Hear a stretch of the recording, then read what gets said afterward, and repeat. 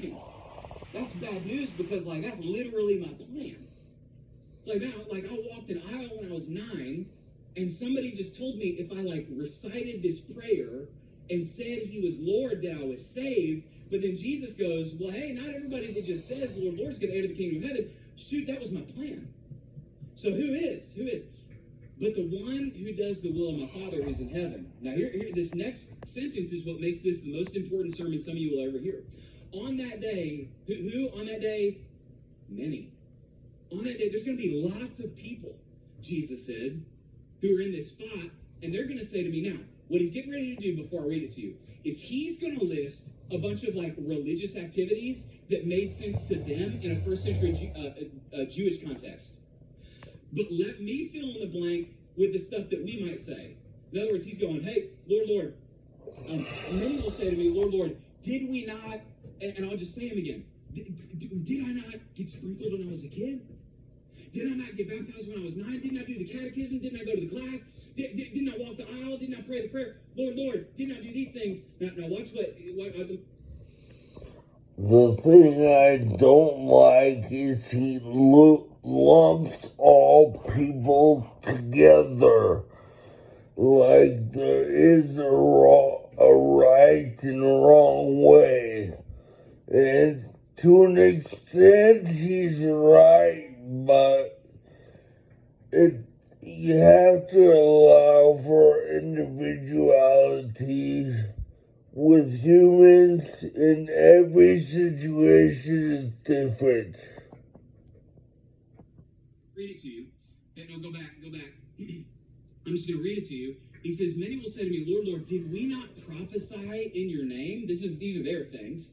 And cast out demons in your name, and do many mighty works in your name, and then I'm going to declare to them, I never, you say it, knew you. I was looking for a relationship. I never knew you. Depart from me, you workers of lawlessness. Now, let me just be honest. I need you to know this. If you're new to Lake Point, that's my story. Listen, I'm not just a third-generation Christian. I'm a third-generation pastor. I am oversaved, like whatever that is. Like I'm a third generation. I grew up doing all the things, Sunday morning, Sunday night, Wednesday. I was at church on Thursday for teen Bible quiz because I was cool like that. All that stuff, man. I did all of second grade. I did a Sunday school all the time. I listened to second grade. I had the meanest Sunday school teacher. I did all the things. Talked about how hell was hot and eternities long, and talked about hell like she was born and raised there, is what it felt like. And you know what he's not, though, is humble. Humble pie. He's not humble, he's instructive, and he seems to know what he's talking about, but he's not humble, and that is a part of his sermon that I think that's missing. Individuality and humbleness.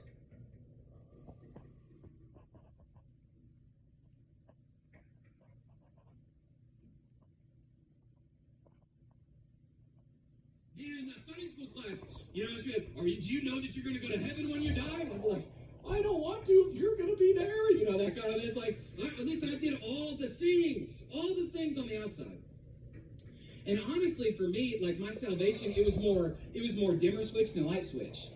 So like when I was 8 is when I like walked the aisle, prayed the prayer, did the external stuff. And I'm honestly not sure if that's when I was saved, because I don't know if I developed like a real relationship with a boy. Here's what happened to me. It was when I was about 16, or 13 or 16 years old. When I was 16 years old, I went to this worship service, and I saw these people. It was really interesting. It actually, as a preacher, I shouldn't say this. It actually wasn't the preaching that like woke me up. It was the worship of the people that woke me up. Because I was going, man, I believe in God, but these people seem like they know Him. And something awakened in me right then. I'm 16. I gave my life to Jesus in my bedroom. It's never been the same 24 years walking with Him. But something happened on the inside.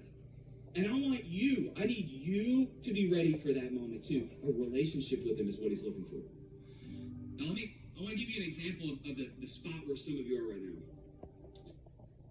now. And I have that. I talk to Jesus every day about what I'm feeling. I have a relationship with Jesus. I can't do much else. Like and subscribe and share, please. Thank you.